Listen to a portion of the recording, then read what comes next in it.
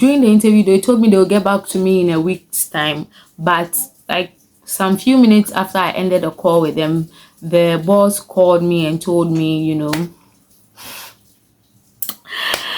I am the one they like they have selected me, right? They want to make me an offer, and I was so happy, so happy. I was so happy. So at this point, you know that my decision to leave the science field was purely influenced by one, wanting to escape a toxic work environment, and two, salary, more money. Pesika. I wanted more money, you know. Hi guys, welcome back to my channel. I'm Ewuradjoa Anderson. If this is your first time here, Akwaba. If not, thank you so much for supporting me. I'm really grateful, guys. As you can see, this is a new channel, and I really appreciate it if you click on the subscribe button and like my videos to support your girl, okay, on this YouTube journey. Please do that for me. All right, thank you. Okay, so this will be a very quick video. From the title of the video, I want to tell you how I was able to transition from the engineering or science field to journalism, and how my salary almost doubled at the end of the day. So yes, let's start.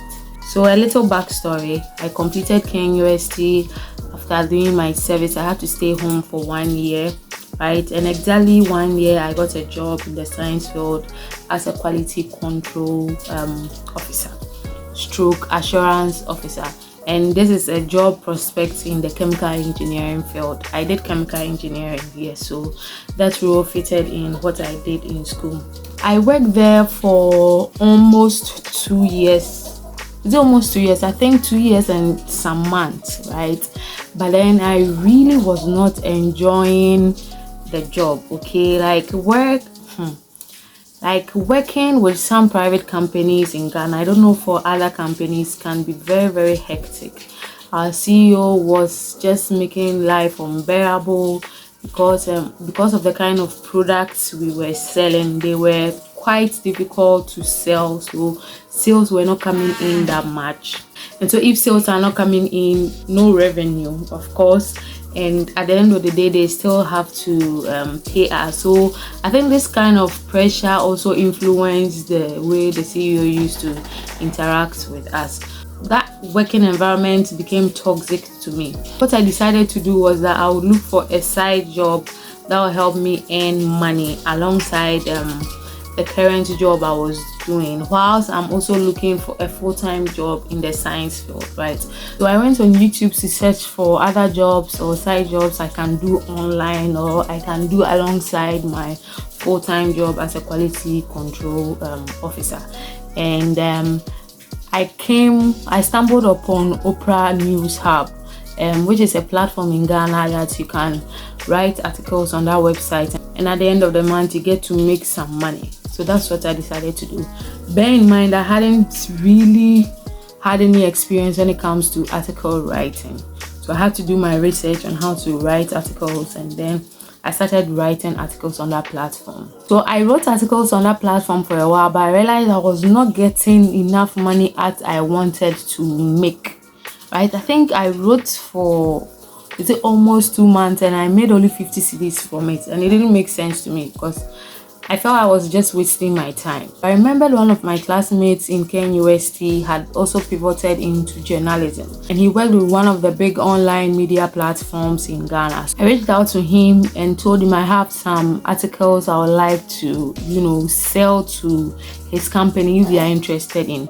That was because aside contributing articles on Oprah News Hub, I was also writing articles for other online platforms that they were paying me, right?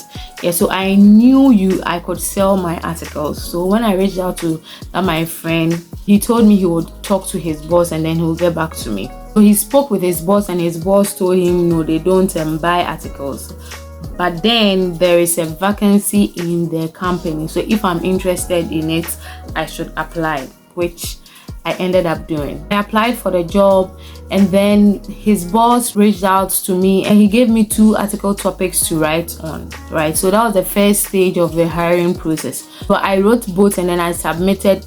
I was given a deadline, obviously, so I wrote both within that deadline, then I submitted it to him. It turned out that I did well with both articles, and so I qualified to the next stage, which was the interview. Yeah, so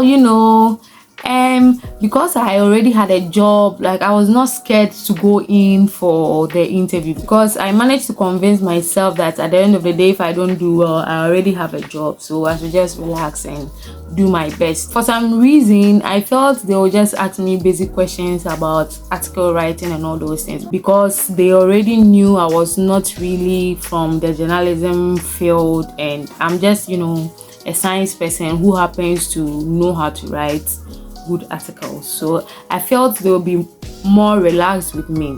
So by God's grace, I aced the interview. They were very, very happy with me. During the interview, they told me they will get back to me in a week's time. But like some few minutes after I ended the call with them, the boss called me and told me, I am the one they like they have selected me. They want to make me an offer. And I was so happy. So happy. I was so happy. Oh, so happy. And now to the salary.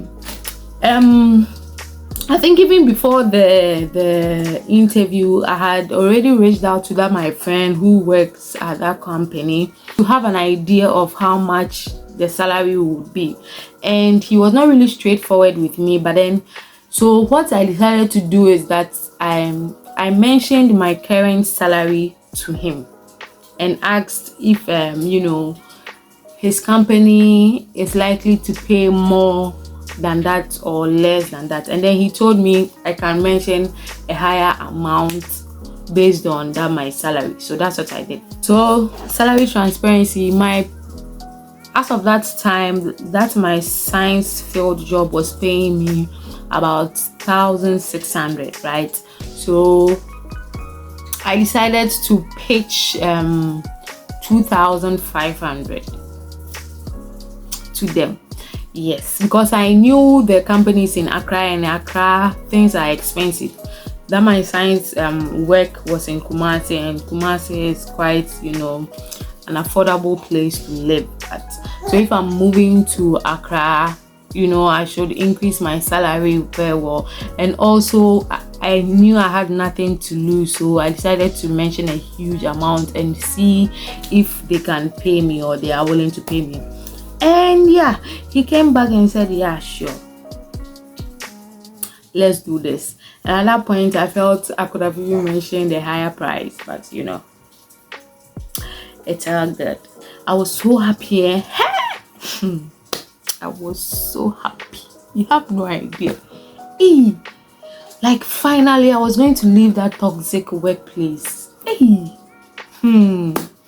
So at this point, that my decision to leave the science field was purely influenced by 1, wanting to escape a toxic work environment, and 2, salary, more money. Pesika. I wanted more money, So after they sent me the contract, I read through it, had further discussion with the manager, and I knew that is what I wanted. I was so happy that I was finally going to write that resignation letter. That, in fact, I wasn't going to write, I was going to complete that resignation letter that I had already prepared months back to send to my boss as soon as I get a better offer. So I have to, change the date and all those things. I had already prepared it. So I did that, and I was so happy. That was one of the best days of my life. So yes, that's how I was able to pivot from chemical engineering to journalism, and then I almost doubled my salary. Yeah. Please, if you enjoyed this video, kindly click on the subscribe button. Help me move from these 2 subscribers to 1,000, 10,000, 100,000. And then we'll be going higher like that. And yeah, like my video, share. If you have any content idea that you think I should film, just leave it at the comment section and I'll surely do that for you. All right, I love you all. Take care of yourselves. Bye.